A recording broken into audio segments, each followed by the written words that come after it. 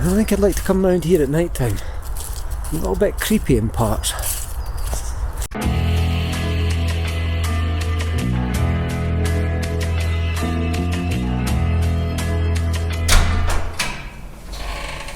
Come on in, I'll show you around. There are loads of Airbnbs in Sofia. We opted for this cosy apartment 10 minutes walk from the city centre. We especially love the little balcony which can be accessed from the window in the living room and looks down onto the market and Roman Wall.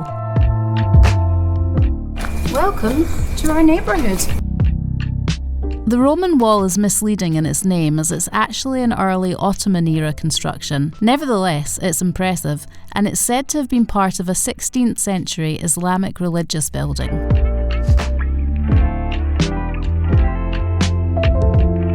A small marketplace surrounds the wall with shops selling nuts, fruit and veg and takeaway food. A particular favourite of ours is the pizza place at the corner. Who can say no to a big slice of pizza for little more than £1? A weekly farmers market, also called the Roman Wall, is held here every Saturday from 9 AM till 1 PM, and whilst it's not particularly big, it has a good selection of local produce. It was a bit worrying coming to a new country at the height of a pandemic, and the situation in Bulgaria isn't too dissimilar from the UK. However, restrictions have been easing up a bit.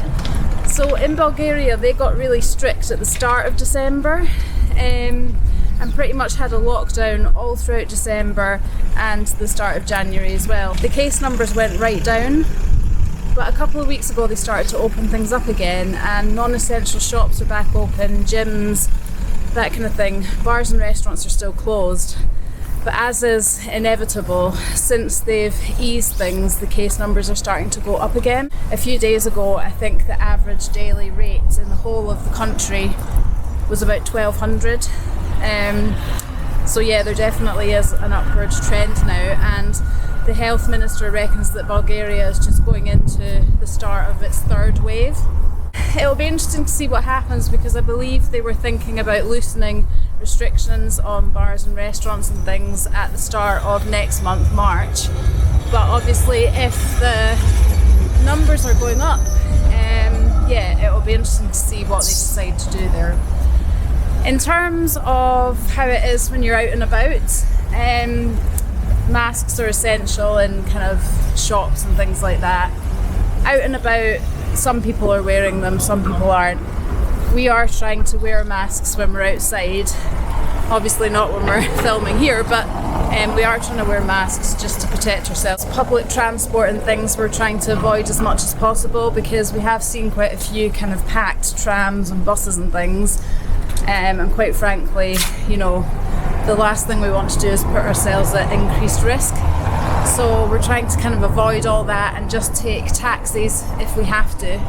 Taxis are pretty cheap. I mean, obviously with taxis there's still a risk too, but most of the taxi drivers are wearing masks, and if we ever kind of see one at a taxi that isn't, then we'll just ask the driver to put one on or not get in the taxi. Simple as that. So yeah, that's the situation at the moment, but we'll definitely keep you updated. Now, Romana and I have been here for about a week now. We're kind of discovering a bit of the city, but we're also discovering what's in our little neck of the woods. And it's this big park, which is brilliant because we've been going running here and there's loads to see, and it's just quite a chilled place. We're going to have a little walk around Borisova Gradina, which just means Boris Gardens.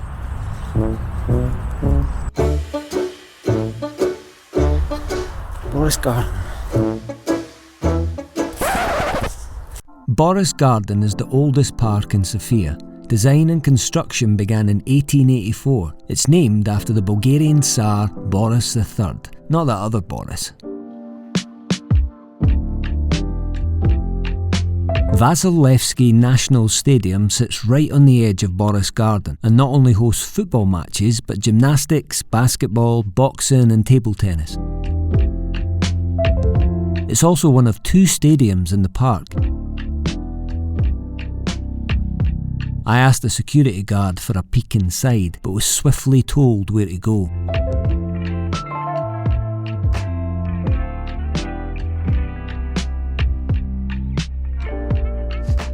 Dozens of Bulgarian revolutionaries, poets and writers loom large in many parts of the park, but none more so than the Mound of Brotherhood, a colossal monument to those who died in the struggle against fascism. It feels imposing, yet dignified. The quiet stillness of its location in the centre of Boris Garden allows you a moment to reflect on the sacrifices made for freedom.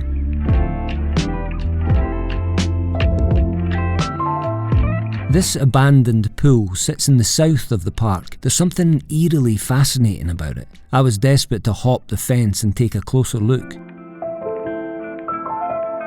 But someone was keeping a close eye on me. The other stadium in Boris Garden belongs to Cska Sophia. It seats around 23,000. Probably the most famous player to pull on a Cska jersey is a certain Bulgarian legend. And Stoichkov with a chance here. Stoichkov takes it. If you are in Sofia, check out the biggest park in the city.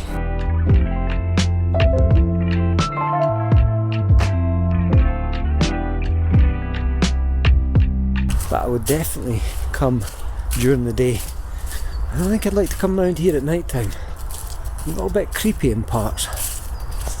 We're looking forward to bringing you more vlogs from Sofia, so don't forget to subscribe and hit the like button if you've enjoyed this episode.